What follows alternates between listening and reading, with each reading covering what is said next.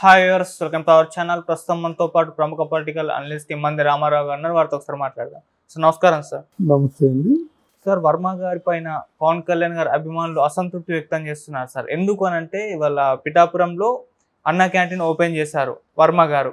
అయితే ఈ అన్న క్యాంటీన్ ఓపెనింగ్ ఆయన ప్రోటోకాల్ పాటించలేదు. కనీసం ఎమ్మెల్యే ఉండాలి కదా, మన పవన్ కళ్యాణ్ గారిని ఆయన పిలవాలి కదా, ఆయన పిలవకుండా ఆయనే ఓపెన్ చేయడం ఏంటి అని చెప్పేసి అసంతృప్తి వ్యక్తం చేస్తున్నారు సార్. అంటే మరి వర్మ గారు పిలిచారా లేదా పవన్ కళ్యాణ్ గారిని? మరి పవన్ కళ్యాణ్ గారు పిలిచినా కూడా మరి ఆయనకున్న బిజీ షెడ్యూల్ వల్ల రాలేకపోయారు. అసలు ఏం జరిగింది? మరి పవన్ కళ్యాణ్ గారి అభిమానుల అసంతృప్తికి మీరేం చెప్తారు సార్? ఇక్కడ మనం చాలాసార్లు చెప్పుకున్నామండి. ఇక్కడ అందరి నియోజకవర్గాల్లో ఉన్నటువంటి వాస్తవిక స్థితి వేరు, పిఠాపురం నియోజకవర్గానికి ఉన్నటువంటి వాస్తవిక స్థితి వేరు. మీరు ముందు అంటే పవన్ కళ్యాణ్ గారు పిఠాపురానికి ఎక్కడి లేని హైపు ఇచ్చారు. అక్కడ మీరు 3 ఎకరాలు కొంటే 3,000 ఉన్న స్థలం 10,50,000 అయింది. ఇలాంటి హైప్ ఇచ్చిన తర్వాత దాన్ని పెంచి పోషించాలి. ఇప్పుడు అయిపోయిందంటే ఓ రోజు వచ్చేసి పిఠాపురం వాళ్ళతో కలిసి మీ సమస్యలు ఏమిటని చెప్పి సమస్యలు పరిష్కరిస్తా అని చెప్పేసి అలా 5% అలా సమస్యలు పరిష్కరించుకుంటే పిఠాపురంలో దేవుడిలాగా ఉండేవాడు. ఇప్పుడు దేవుడిలాగా ఉంటున్నాడు. దాని వర్మ గారి విషయంలో ఏదేమో కూడా తప్పు చేశాడు. ఎందుకంటే వర్మ గారు తన ప్రాణాలు పిఠాపురంలో మా పవన్ కళ్యాణ్ కోసం పెట్టేశాడు. దానికి గ్రాటిట్యూడ్గా ఆయన మాట్లాడితే బాగుండేది. గుండెల్లో ఉంటే ఎవరికి కావాలండి? నికావుది మూమెంట్లో గుండెల్లో ఉంటే ఇప్పుడు ఈయన కొంతమందికి సమాధానం చెప్పుకోవాలి కదా. వరం గారు కూడా తెలుగుదేశం నేతలకి, క్రియాశీలక సభ్యులకి, వీళ్ళందరికీ ఏంటయ్యా నిన్నేం అలా వదిలేశాడు, నిన్ను మరిచిపోయాడు ఏమిటి, నాకేం అర్థం కావటం లేదని సీనియర్స్ నా పోటు వాళ్ళు అడుగుతారు. వాళ్ళకి ఏం చెప్తాడు సమాధానం? వాళ్ళు ఎప్పుడైనా మాట్లాడా? ఎక్కడ ఫోన్లో మాట్లాడితే ఎవరు తెలుస్తుంది? పోనీ నేను పేరుకై పిఠాపురం ఇన్ఛార్జ్ ఎమ్మెల్యేని కానీ మొత్తం ఎమ్మెల్యే అంతా వర్మగారే చూస్తారు. నీ కష్ట సుఖాలన్నీ కూడా బాధ్యత ఆయన తీసుకుంటారు. ఆయనకి ఏదో పదవి గవర్నమెంట్ అకామిడేట్ చేసినంత వరకు అలా బయట చెప్పాడా? చెప్తే బాగుండేది కదా. మరి ఈ జనసేన తెలుగుదేశం వాళ్ళు కొట్టుకోవడం ఎందుకండి? ఈ జనసేనలో మా అధినాయకుడు రాకుండా మీరు ఎలాగా ఓపెన్ చేస్తారని వీళ్ళు, మీ అధినాయకుడు ఎక్కడయ్యా, ఆయన రావాలయ్యా, పిఠాపురం ఆయనకి ఎంతైనా రుణపడి ఉంటాడు, ఆయన రావాలయ్యా అని వీళ్ళు.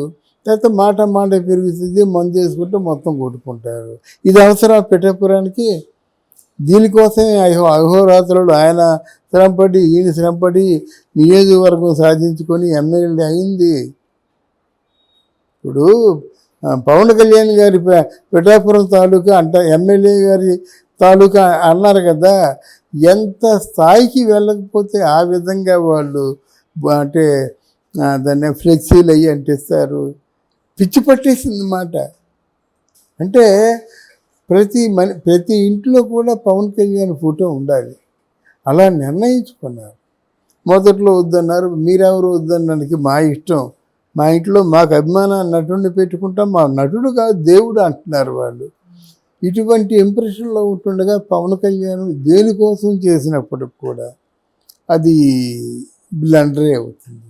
ఆయనకు ఉద్దేశం ఉండొచ్చు, డొక్కా సీతమ్మ అన్నదాన సత్రంకి చేద్దామని. ఇది చేసిన తర్వాత దాన్ని కూడా చేయొచ్చు కదా. అది ఇద్దరు చేస్తుంది అన్న విస్తరణే కదా. ఇక్కడ అన్నదానం, అక్కడ అన్నదానమే.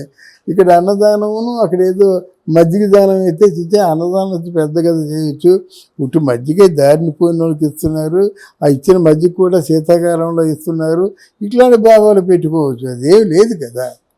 ఆ భోజనాలు ఇద్దరు, ఆ భువనేశ్వరిని చంద్రబాబు నాయుడు వరుసలో క్యూలో నిలబడి తిన్నారు. అక్కడ లోకేష్ చాలా ఇంటెలిజెంట్గా బిహేవ్ చేస్తున్నాడు. చాప కింద నీరులా ఉంటేనే తన నియోజకవర్గాన్ని కాపాడుకుంటున్నాడు. కనీసం లోకేష్ని చూసైనా సరే బుద్ధి తెచ్చుకోవచ్చు కదా. నువ్వు అప్పుడే ఆల్ ఇండియా రాజకీయాన్ని అక్కడ అనుకోవద్దు. అంచెలంచెలుగా ముందు నీకు ఎవరైతే లైఫ్ ఇచ్చారో వాళ్ళని ప్లీజ్ చేయాలి. తర్వాత నీ రాష్ట్రాన్ని ప్లీజ్ చేయాలి, తర్వాత మొత్తం అధిష్టానంలో ఉన్న ప్రైమ్ మినిస్టర్ని ప్లీజ్ చేయాలి. ఇంతవరకు నీ స్పీచెస్ని ఇన్స్పిరేషన్గా తీసుకొని వాళ్ళు ఇష్టపడ్డారు. ఇప్పటి నుంచి ఏంటంటే నీ తాలూకు రాజకీయ చతురత దాన్ని చూసి అబ్బురపడి నీకు విలువిస్తారు. మర్చిపోవద్దు, నువ్వు మరీ ఎక్కువగా ఆలోచించకూడదు. నా ఉద్దేశం ఏంటంటే ముందు పిఠాపురం గురించి ఆలోచించు, తర్వాత ఎక్కడైతే సమస్యలు ఉన్నాయో ఆ సమస్యల గురించి ఆలోచించండి. ఆ సమస్యల పరిష్కారం గురించి ఆలోచించి సంబంధిత మినిస్టర్లు చెప్పండి, అబ్బాయి నీ బాధ్యత ఇది, అంతే. డిప్యూటీ మినిస్టర్ ఉప ముఖ్యమంత్రిగా అలా ఉండాలి. తర్వాత నీ శాఖల గురించి అన్ని శాఖలు నువ్వు చూడలేవు. ఆ శాఖల మీద పట్టు కోసం చంద్రబాబు నాయుడు ఇచ్చాడు. అన్నీ చూడాలంటే నీ టైం ఎక్కడిది? 6 శాఖలు 6 రోజులు ఉన్నాయి. ఎక్కడ వెళ్తాడు? ఎక్కడ వెళ్ళగలడు? వీళ్ళు ఎప్పుడైనా సరే మంచి ఎందుకు కృష్ణతేజ అనేటువంటి కలెక్టర్ని ఎందుకు తెచ్చుకున్నావు?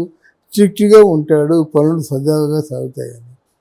అలాగే కలెక్టర్స్కి మన మినిస్టర్ని ఎంటర్ చేయండి, వాళ్ళు ప్లాన్ చేసుకుంటారు. ఓవరాల్గా సూపర్ చెక్ చేయండి నెలకోసారి. అంతేగాని ఇది అన్నీ నేనే చేసేద్దాం అనుకుని తలమునకలు ఎన్నిటితే తలమునకలు పిచ్చి పడ్డం తప్ప ఏం ఉండదు. మనం డైరెక్ట్గా చెప్తున్నాం. ఒకవేళ నాగబాబు గారు వింటే నాగబాబు గారు కూడా సజెస్ట్ చేయాలి. ఇది పేరు తెచ్చుకునే విధానం. అన్నీ మనం ఉన్నామనుకోండి, ఏం చేస్తే పెద్ద పెద్ద ఫంక్షన్లు అవుతాయి. ఆదిత్య నువ్వు పని చేయు, అయితే అజయ్ నువ్వు పని చేయు, ఆ పని వాళ్ళే బాధ్యులు. వాళ్ళు మంచి వాళ్ళు నింపుకుంటే బ్రహ్మాండంగా సాగిపోతుందన్నమాట. నిమిషాల మీద అంతా క్లోజ్ అయిపోతుంది. అలా కాకుండా తలబాసినోడు మతి మరపకుండా పెట్టుకుంటే ఏమవుద్ది? అన్ని పనులు కూడా ఏ పని అవ్వదు.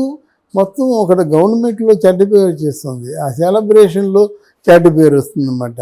అలాగే చేస్తున్నాడు. ఏదేమైనప్పుడు కూడా వర్మ గారు ఇది కేవలం వ్యూహం మీదే అన్న వితరణ అన్న క్యాంటీన్ ఓపెన్ చేశాడు.